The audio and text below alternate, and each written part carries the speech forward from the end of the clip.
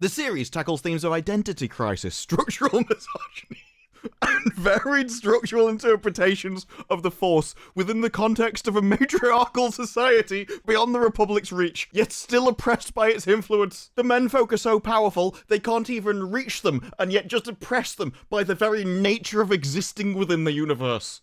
Now that's power. It's time. Don't miss the 2-episode premiere of The Acolyte. The Acolyte is here, and they've been pulling out all the stops, even getting back the original cast. Hi, Mandela. I'm Hayden. No! I just hope they apologize to her for blowing up the Death Star. Well, Anakin just killed a whole Death Star. How many people died on that? Wanted to wish you all the best. And the critics are generally favourable, coming in at 84% over 50 reviews. With what's most interesting about it, not that they liked the show. This is a $180 million Disney series. Do you want access in the future?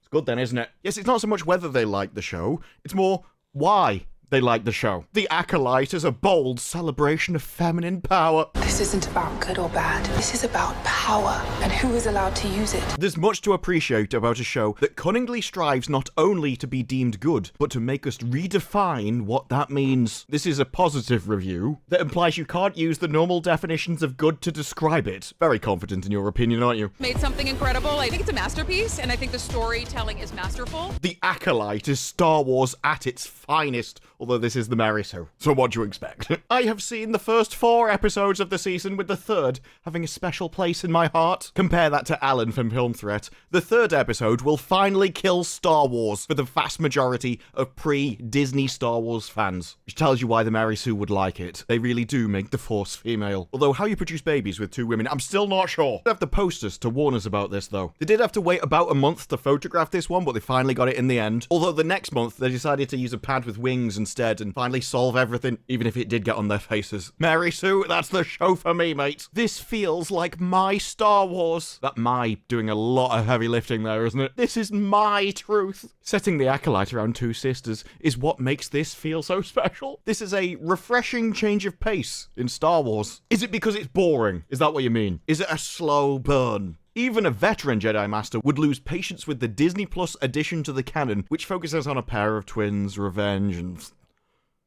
this Star Wars prequel isn't a force to be reckoned with, even if they do define what the Force means. The show makes a forgivable blunder early in its season when it pauses its momentum in order to dedicate an entire installment to a prolonged flashback that's necessary to understand the full scope of the story, but could, and likely should, have been cut down or interspersed with more present-day scenes. Does anyone else get the feeling that's episode 3? The infamous Episode 3 by this point. In addition to the flashback-driven miscalculation, the Acolyte stumbles over gaps in logic that are all but guaranteed to pull you out of the story at different points. Positive review, by the way. There are definitely negative ones. I'm getting to those. It's just weird, isn't it, that even the positive ones are like, oh, it's slow. I mean, the rest of it's good, but it does slow down. And it doesn't make any sense. I did really like it, but it's illogical and badly paced. Okay. The series lacks Andor's sharp wit, so it's badly paced, illogical, and lacks any kind of intelligence. But they do like it. The storytelling force is not strong, putting more female characters and an even stronger female point of view, even if it is sometimes redolent of 1960s Earth Mother, into an otherwise traditional Star Wars framework, is worth the attempt, is it? Let's take this male universe that has male values and just stick women in it for some reason. Yeah, but why though? Because we need to switch to their morality. Yeah, but why though? The Acolyte doesn't bring enough energy or invention to the task though. Yeah, what did you expect? It goes through its space opera paces, offering bland, pretty forests and occasionally impressive landscape. But beneath the familiar trappings, the visceral pull that Star Wars can summon at its best moments, it doesn't manifest itself. Characters speak in platitudes about loss, grief, loyalty, revenge, and the cast mostly works down the level of the dialogue. Steinberg is capable and charming, but can't make either twin very interesting. Do you want to know who I would have got if you were going to have twins that were playing 2 entirely different characters? Just get Tatiana Maslany to play it. Seriously. She already proved in Orphan Black she's capable of it and can do it excellently. Why swap her out for somebody who takes so long to fill in a form simply because they have to tick every single box on it? Can you tick what you identify? Can I have another pen, please? No, this one's fine. It's just that I know I'm going to run out out of ink before I finish. In this series, the character with the most personality is the pocket-sized droid who's a puppet. With proper maintenance, he might outlast the High Republic because he's small and cute and has a good personality, so he'll sell merch. That's what he's there for. If we put the merch among all the women, it'll look like he's the best character and people will buy him. The series is unapologetic in its female-driven narrative and representation of the most significantly queer relationship in the Star Wars. What has that got to do with anything? It's amazing to me that you can say all of that and I don't know who you mean. I don't know how many men or women are involved in what you've just said. At least be specific in your language when you're going to be so flowery with it. Its launch is both timely and a statement likely to split the fanbase along lines of support and predictable disdain, possibly with some echoing critiques of the South Park episode, especially regarding Kathleen Kennedy. Yes, stick a chick in it and make it Bud Light. Specifics not included here because if I showed it to you, you might actually find it funny, and that would defeat my argument. The Acolyte has arguably launched stronger than any Star Wars series since The Mandalorian. The production navigates the pitfalls as budget is wisely allocated. How wisely do you have to allocate $180 million over 8 episodes? I think I could piss liquid gold up a wall the entire time we were filming and still not get to $180 million making it. The series imitates The Matrix. The series tackles themes of identity crisis, structural misogyny, and varied structural interpretations of the Force within the context of a matriarchal society beyond the Republic's reach, yet still oppressed by its influence. The menfolk are so powerful, they can't even reach them, and yet just oppress them by the very nature of existing within the universe.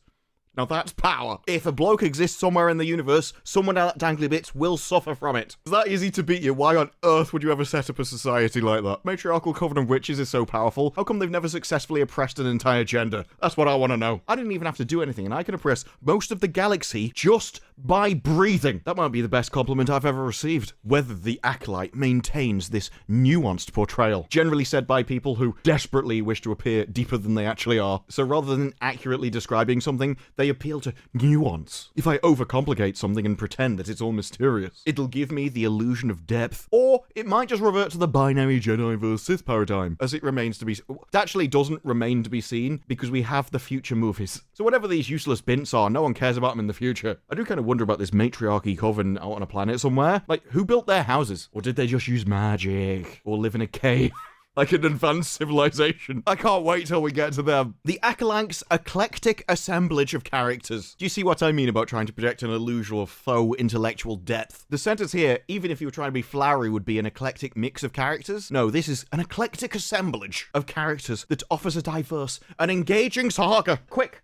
Someone play classical music in the background off a lute. I'd love the ambiance. The Acolyte is a promising venture, holds firm to its foundation after we've just spent the entire article talking about how we destroyed it, and is a series poised towards minimal fan service. Because why would you want to give the fans what they wanted when you can give them a matriarchy that redefines the Force to basically be my ego? The more narcissistic you are, the stronger you are in the power, and it's an unpredictable conclusion, aspiring to be more than a homage to prior installments. If the show's direction is unappealing, opt out. If you don't like it, stop watching, so that we can destroy it in peace and turn it into this perverted mess of evil as we switch to our new moral paradigm. What makes the Acolyte significant in terms of representation? It's most notable for its female-centric storyline and features one of the most significant... Okay, that's just a bit from your article earlier, love, but I got to laugh at it twice. And it seems that for many, this is a classic case of what we have now. Something isn't good because of what people do. Now something is good because the people in it and the categories of what they are. As such, these kind of shows end up in a bit of a Rorschach test. We saw it in the last Doctor Who episode, where if you enjoyed it, you were a bigot. And many of the positive reviews that have criticism seem to be things like, the series, it's not afraid to take risks. That's why I liked it. And Slate, who kind of agrees with them while giving it a bad review, because it reveals the problem with the Star Wars universe. It doesn't go far enough. If the Jedi aren't the only ones capable of harnessing the Force, and there are other equally valid, they're not equally valid. But how should we draw the line between light and dark? In other words, there are different moralities, and just because your morality says something is good doesn't mean my morality can't say it's evil. That's all it is. Which is why they come to the conclusion, do they go far enough? Could the Jedi be the bad guys? Can we move from one moral order to another one? Unfortunately, the answer, thus far, no. The show pulls back from its most audacious possibilities that suggest a heavy hand in brand management, chipping away at anything that might rock the boat. They're actually like Leslye Headland tried to save Star Wars and Disney stopped her. If only we could have entirely embraced this new feminine moral order and had everything that was previously evil be good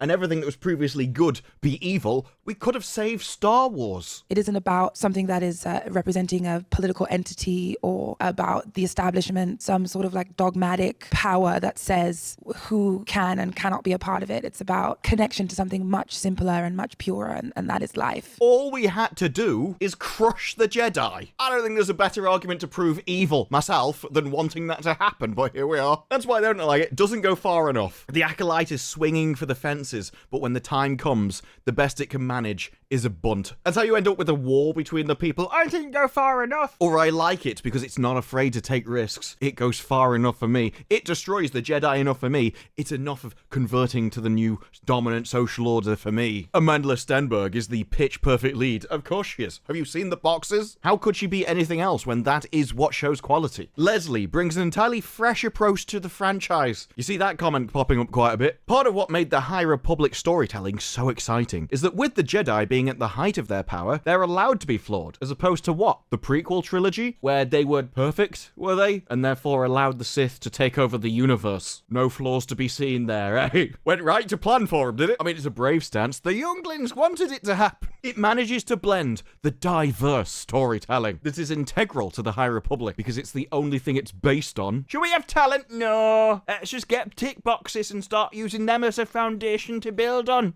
The Acolyte possesses themes which are inherently linked to the framework of Star Wars, and then flip them on their heads. Everything you know about Star Wars, yeah, you know all that things that most of you will call like lore or rules of the universe. We ignore those and just flip them over again. Yeah, we don't care about any of that pesky stuff. We're switching to a new group of people now, and they're evil. The Acolyte brings new lore and much needed world building to the because if there's one thing that Star Wars lacked, it was world building. How many Star Wars books are there? Written in 2022, it was 381, not including comics, media, and short stories. But we needed the world building of Leslye Headland. Mind you, she does have a lot of experience with evil. Red. Red. I knew that. I said that about you yesterday. Really? I was like, Leslie's is red.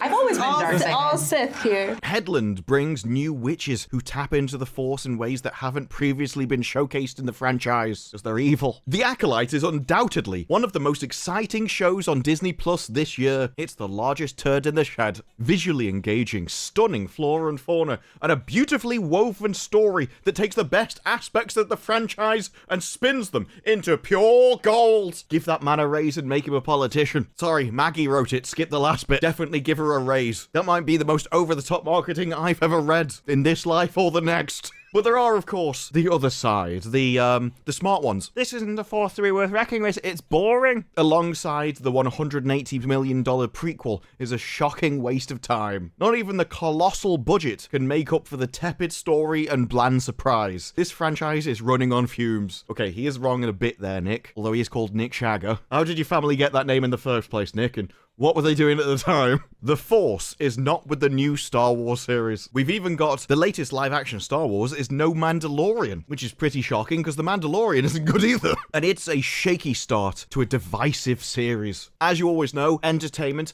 meant to be for as many people as possible if you want it to be profitable. And so obviously what you want your entertainment to be is divisive. I haven't read this yet, so I don't know exactly what it's going to say The Acolyte divides people by. Those with taste and those with an axe to grind about nothing in particular. Because all of this is happening before The Phantom Menace, it seems that the Jedi are idiots because they learned absolutely zero lessons from this series by the time The Phantom Menace came around. In fact, the entire story is built around the institutional failings of the Jedi. The questions of who is and isn't allowed to use the Force played an unfortunately huge role. I mean, if anything, the Jedi kept training people who then fell to the dark side. So it was less that you can't use the Force, and more, if you turn evil, we're going to hold you accountable for your actions and make you serve justice. Not that the Coven of Witches will understand concepts such as duty, honor, or justice. Most of the pieces are uneven at best, if not underwhelming. There are some amusing bits and pieces of interpersonal dynamics, but not a lot. The idea of seeing a Wookiee Jedi is actually more exciting than anything that happens. I actually don't find the idea exciting. We've given this guy a lightsaber isn't a story in and of itself. At best, it's neutral. At worst, the idea that you think that's enough is a negative. Ticking more boxes is a negative because you lose focus on what's important. This story feels like a narrative dead end. That doesn't automatically preclude it from being a good series, although I'd say if a series isn't good in its first 4, it's not a good series. If you have 4 bad episodes and 4 good ones, at best it's mid. And I'd say because you front-loaded the bad episodes, it's just bad because no one will ever get to the end, for good reason. The fact that no one learns anything here could be part of the tragic story that Headland and company are telling. It won't be. They've basically told us the story. This is about getting rid of good and evil and going, no, everybody's evil. The good people, they're evil as well, and really, we need to restructure to this new matriarchy society so that we can be good. Entertainment-wise, this is unfortunately close to the Book of Boba Fett, which I haven't seen because of how universally panned it was. What were the reviews for Book of Boba Fett? Oh, 66. Interesting. Did Variety like this one? It was a pared-down beginning, but it could do worse than return to the basics. It's at first glance refreshing, so yes. The heroine of The Acolyte can't accept that which is lost, the same struggle that plagues the Star Wars franchise. Oh, she was trained by a Jedi until she realized she couldn't do one thing. Get over her past trauma! As of yet, still struggling to find anything at all from any of the reviews, good or bad, that would appeal to a male audience. Oh, look at this, she's got loads of trauma! That's not what men watch for, love. The Acolyte doesn't bother teasing its central mystery, instead it just divulges it. May serves a cloak master whose identity is hidden from us, as well as her. What I love though is it doesn't bother teasing its central mystery. When you look at the positive reviews, they're all like, it spins a compelling Star Wars murder mystery. And then you find out, no, it doesn't. No, it's actually over really quickly. And you find out they're twins in the first episode. So it's not compelling, nor does it spin it at all. Instead, why she does this is anyone's guess. The Acolyte dramatizes all of this with a preponderance of exposition. No, say it ain't so, Batman. I could never have even thought that Star Wars might just tell you things. Maybe we'll even have a character walk up to them and go, I don't understand why you're doing this, and so they just tell them. The environments are generally drab, and despite the $180 million budget, more than most blockbusters, it seems to come across as a bit redundant. The Acolyte's main problem is not acting, but basic conception. It's lethargically laid out and dreary in its early surprises. There's simply no reason to care about this pre-Luke and Leia story. The cantinas, Jedi temples, cliffs, Wookiees, and grungy starship interiors are just a regurgitated package, and it's not just dispiriting, but borderline puzzling. Because how far this is before the prequels, this shows the universe has undergone no evolution, no culture, technology, or fashion between this show and the ensuing Star Wars installments. That was something I always really liked about the Old Republic. Everything was kind of recognizable, but entirely different. Those games did really nail the look, and it seems that with this, they just looked at everything else and went, we want things from Star Wars so that people recognize this is Star Wars. Over the first 4 episodes, it offers few reasons to stay tuned. It's hardly enough to warrant weeks upon weeks of investment in a show, and it only accomplishes that goal by grabbing a bag of colored lightsabers, bizarre ETs, and sinister baddies. Actually, if it had just done that, I probably would have liked it. Instead, I got Star Wars for people with cats and wine who think they deserve to rule the universe and created it. Oh no, we're the real ones in charge. The Force is not with the Acolyte. Perhaps only fitting that a prequel to a prequel is full of logical fallacies, hokey dialogue, and nonsensical plots. The Acolyte feels entirely at peace with the worst elements of the prequel trilogy, where even the best intentions go awry. All the jargon, costumes, lightsabers, and hairdos can't make a good story on their own. There has to be some kind of emotion and depth. There has to be some kind of perfunctory plot. There has to be a sense of adventure and wonder. There has to be this feeling of Star Wars, not just the aesthetics. And The Acolyte has none of this, no matter how hard it tries. And I still find it has to have some kind of emotion and depth, because it will try. It'll do what it thinks gives you emotion and depth, like the random person who can't get over their trauma. It's just this isn't what men identify with, and so they won't feel anything about it. Because after all, you're not speaking to them. Leslye Headland is speaking to herself. This is her story. What Kathleen Kennedy told her to do. And so she did it. And so because she can't understand, even begin to comprehend the concepts that men value, instead we just, I'm full of trauma. And so she can't speak to the depth of a masculine experience because she's never experienced it and has no idea what one is. Not even around enough guys to know. Doubt she's ever spoken to somebody about it. And as it turns out, this is written by Kelly, who still wasn't part of Headland's target demographic, it seems. What is happening here? The story is all a little bit too complex. Witches in this galaxy and too simple. Ah yes, it's an evil twin. The reveal comes too early and removes much of the mystery, but that doesn't stop all the good reviews going, it's a great murder mystery. It's not a mystery at all. They just tell you in the first episode. So why do all the good reviews bang on about how great the murder mystery is? How can they, when it doesn't exist? The Acolyte has a great deal of potential. That's always the most pointless saying ever. Everything has potential. Yes, if you took an idea and gave it to somebody with talent, they'd make something good out of it. But a block of clay has potential. If you give it to me, I would ruin it.